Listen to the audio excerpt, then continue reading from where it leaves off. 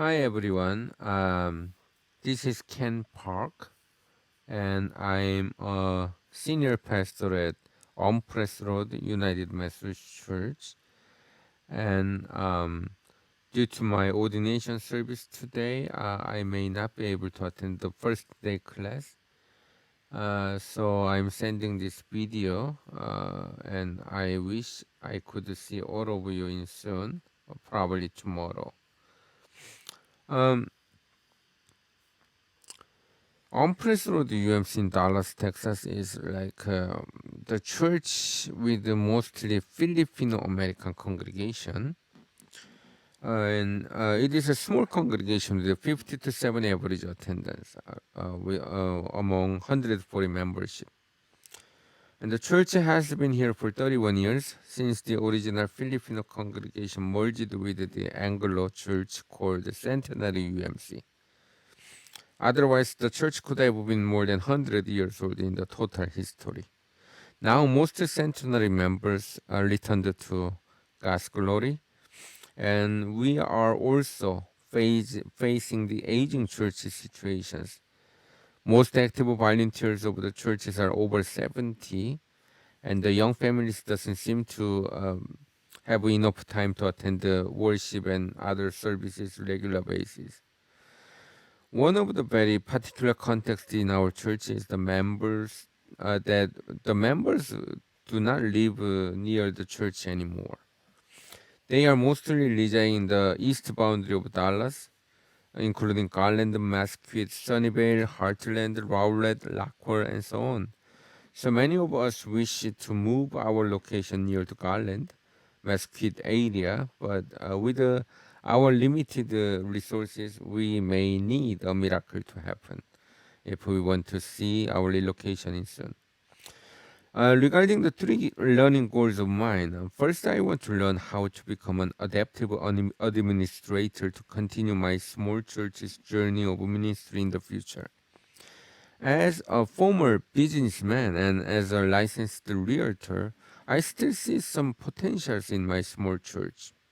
With the equity from the value of the properties that we had paid off, and also from the equity of our congregation's unique lifestyle as Filipino immigrants.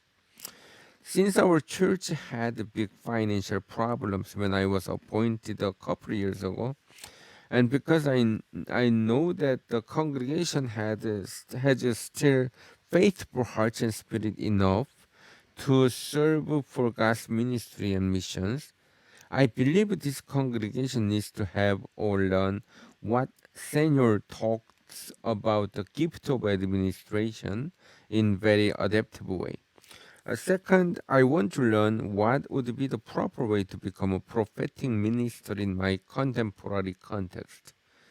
I'm merely close to 50 now, but I have more cynicism and stoicism rather than prophetic spirits remaining on me due to my experience that put myself into so much dangers and troubles merely because I spoke something that I believed to be true. Also, with my language and cultural barriers, I often use them as opportunity to escape from the troubles rather than fighting against the power which I used to do it in my younger days. I want to find the balanced way of being prophetic in my contemporary world so that I can maintain peaceful relationships with others as much as I could. But often I felt I'm avoiding my duty as a prophet or compromising it for the sake of my own safety or benefit. Third, I want to learn how to become an American pastor that people wouldn't fear uncomfortable because of the difference from my skin color, language barrier, and cultural orientations. It took me 21 years since I began to pursue my candidacy to be an ordained elder in the United Methodist Church. I had to learn new language and culture with adding more than 10 years of higher educations. I had to transfer my citizenship from South Korea to America, but I still have fear to play my role as a pastor in this country. I wish by participating in these classes, I could not only find some meanings of my calling and vocation, but also the way to equip myself with a better and proper way to become the effective leaders of my denomination in the future. Regarding the question on the two prophets to identify myself with, I chose Jeremiah and Amos. They were both challenging against the powered group with the message from God, and they were not seeking for their own benefits and comforts in the real world, but took the form of prophecy to deliver the truth to the world, obeying to God's calling on them as the leaders. Justice and righteousness were the big burdens in my journeys as a Christian. When I was in South Korea, I had to fight to defend the poor and the marginal as one of the elite group. So the calling that I understood at the time was how I could give up my potential privileges and proclaim God's justice and righteousness in the street on the street. Amos chapter 5 verse 21 through 24 was my faith statement in those days. I despise your festivals, and I take no delight in your solemn assemblies. Even though you offer me your burnt offerings and grain offerings, I will not accept them. And the offerings of well beings of your fatted animals I will not look upon. Take away from me the noise of your songs, I will not listen to the melody of your harps. But let justice roll down like water, and righteousness like an ever flowing stream. After migrating to America, I had lost all the means of my fight. No matter how hard I tried, I had to realize and admit that the fact that I was one of the marginals that needed others' advocates to fight for me. Being a minority in the worst country was not bad for me at all. Most works that I experienced in the lower blue market were easy enough to learn and accomplish, and as long as I don't pursue to become the powered group in this country, no one seemed to pay attention to me at all. But in soon, I believed God called me again to become the pastor in the United Methodist Church while I was studying my MDiv in Boston University School of Theology in 2001. And that was the first year that I took God's calling on my vocation as one of the pastoral leaderships in the United Methodist Church. I have been rejected again and again, and it took me 21 years to become an ordained elder in our denomination. And it was not totally untrue that the United Methodist Church has open minds, open hearts, and open doors for all. But to my experience, the door was pretty narrow and tight. So, fairly to speak, if I didn't keep my faith in God's vocational calling on me, I could have not reached to the point of ordination today. Every year, Boston University School of Theology held the Expo, in which each conference recruiters could visit the campus for 2 to 3 days, seeking for the candidates that they wanted to scout. I was attending the expo and realized that no one showed any interest on me. All what I could communicate with any of them was a simple greetings, but not a conversation about ministry opportunity. While most students there on that day were sitting with the recruiters for a long time to talk about their plans and open spots in joyful spirit. It was big. It was big, sad, and hurtful experience, and it is still big pressure and burdens that continues in my journey as a pastor in the United Methodist Church that caused me to raise the question whether I'm standing in the right place or not. Like Banbury mentioned, Jeremiah had a similar challenge as I experienced the feeling of inferiority. But when God called him, God gave him an assurance not to be afraid, but to represent God's message wherever he go. According to Jeremiah 1 6 through 10, then I said, Ah, Lord God, I do not know how to speak, for I am only a boy. But the Lord said to me, Do not say I am only a boy, for you shall go to all to whom I send you, and you shall speak whatever I command you. Do not be afraid of them, for I am with you to deliver you, says the Lord. Then the Lord put out his hands and touched my mouth. And the Lord said to me, Now I have put my words into your mouth. See, today I appoint you over nations and over kingdoms to pluck up and to pull down, to destroy and to overthrow, to build and to plant. In 2009, I was put in the hearing place in Dakota's conference. The name of the charge was ineffectiveness. During my ordination process, I was deferred, but was not provided any reason in detail by the board of ordained ministry, except certain verbal accuse during the meeting that I needed to redevelop my relationships with the current congregations better. At the time, I was appointed in the one of the decent congregations that historically Bishop Job Ruben had served, and the ministry shaped very good.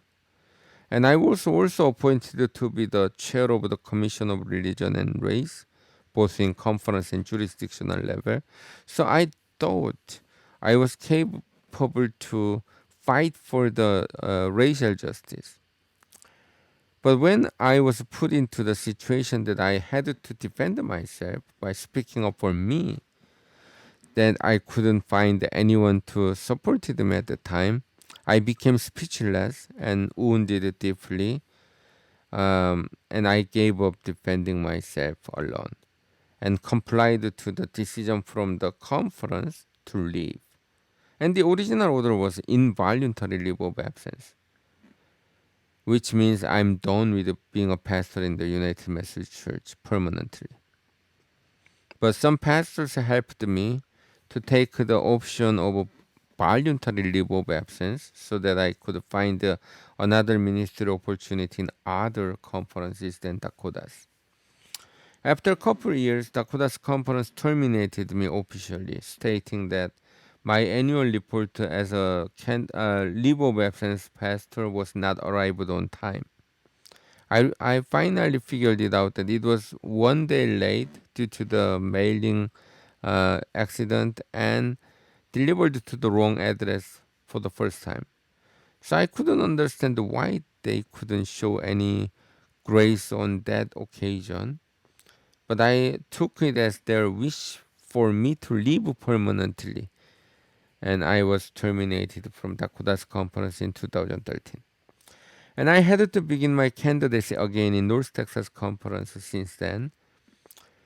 Three things that I did wrong to cause the trouble in my ministry at the time, according to my DS, was first, it was the message about preaching against war at Iraq that caused uncomfortable feeling to the veterans and soldiers. The second one was my challenging preaching against the keep the Sabbath, keeping the my challenging to keep the Sabbath holy. I was challenging the congregation to not to sacrifice the worship time for the sake of the going to hunting or fishing or any state tournament for children's sports play. They can still go, but I really recommended them to do worship service on the way to go to those scheduled plays. And it caused some people's anger. And they accused me as I didn't understand the American culture. The third one that I made a mistake according to the DS and Board of Ordained Ministry was I preached on the tithing and stewardship that it has to be straight and straightly kept according to God's teaching. So with those conditions, I was just discontinued from the Dakota's conference. While I also struggled with these occasions, and I heard the God's voice clearly, in my heart, came to my heart, and it was about call to me. I didn't know what that means at the time, but I realized that that was about what also Jeremiah heard from God in Jeremiah 33, verse 3. Call to me, and I will answer you, and will tell you great and hidden things that you have not known. So unless I were physically born again, like Nicodemus questions to Jesus, I will have to carry my burden of language and ethnic barrier as long as I do my ministry in the North American context. Since I was accused and charged officially as an ineffective pastor, and since none of my studies or preparations for ordination process were initially acceptable or appreciated, I believe my calling as the leader of the United Methodist Church is still to fight for the racial justice and to defend the people with no voice.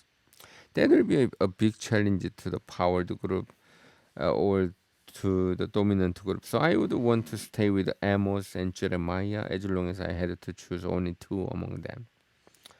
From the list of six contemporary examples, I want to identify my vision with Martin Luther King Jr. and Dorothy Day. Even if I could not be matched for what they have done for the human rights and for the right of the poor people.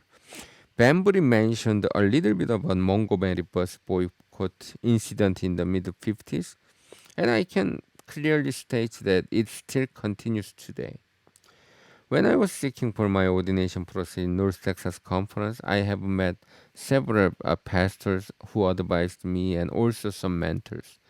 Most of them assumed and told me that, Ken, you are not going to stay with us, right?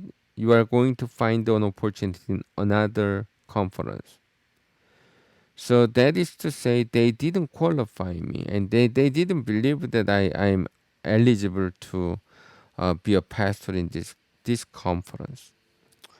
So I'd better go to some conference that is less competitive than North Texas conference. I believe they have mentioned it in good heart, but that was still I believe is racism is there, and or at least yeah, I got discrimination because of my language barriers and ethnic barriers.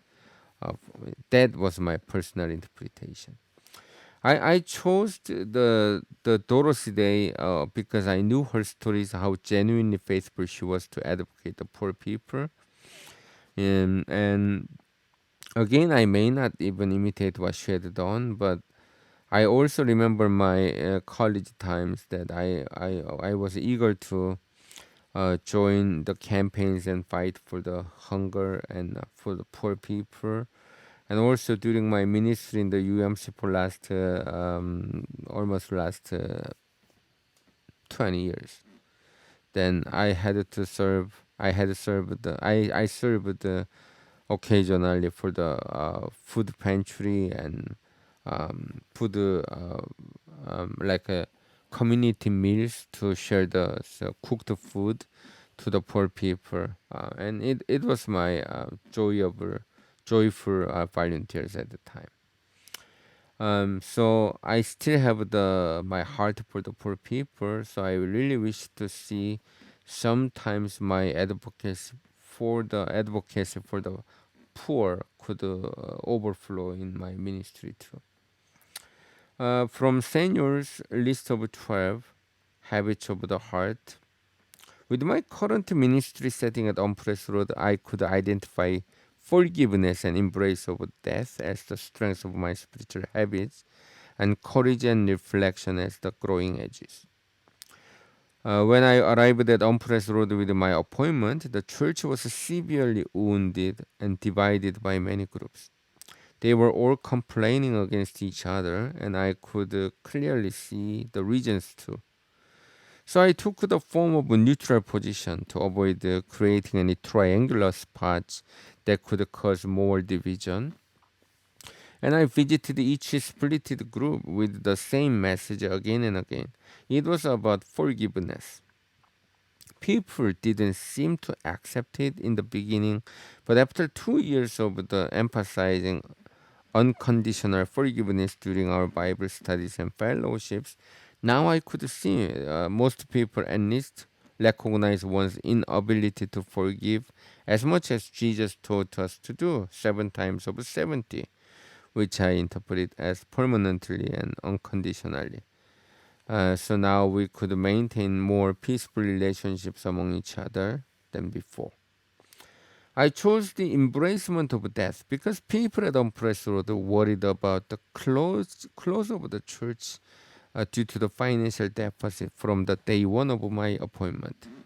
My answer was the embracement of the death of the church when we have to close it. People were surprised to hear that, and some people questioned if I was sent by the bishop to close their churches. So I had to explain what is the meaning of church's life and death. And I asked I asked the congregation, don't feel afraid of closing the church if it has to be. And we can still embrace the life and death of the church because we believe God's prevenient grace that had enough plan for us to go as Christians. And after 2 years, surprisingly, we were increased in financial giving. So now we have more than $300,000 to $400,000 cash in our account as an operational budget, and all our buildings are paid off. So um, my mentor from the first Methodist, first UMC in Plano said, "Hey Ken, you got more cash than first Plano." So there were some positive changes are happening at Empress Road merely because I embraced the death of the church.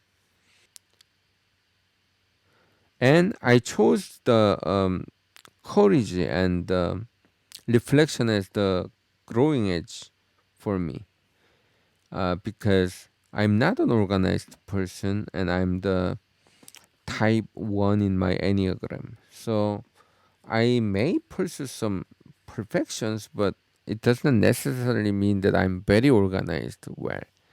So I needed to set up some thorough plan to follow, including how to evaluate in the process, so that I can continue maintaining the accountability. And also, I'm a natural born warrior according to my MMPI test. So I needed to have more faith in courage and bravery to move my footstep in faith. So also for the question about how might this work enhance the philosophy of leadership statements you shared with your discussion group, and I had to skip this because um, I cannot join the discussion group today. Thank you for your listening, and I'll see you all tomorrow. Enjoy the class, and God bless you all. Bye.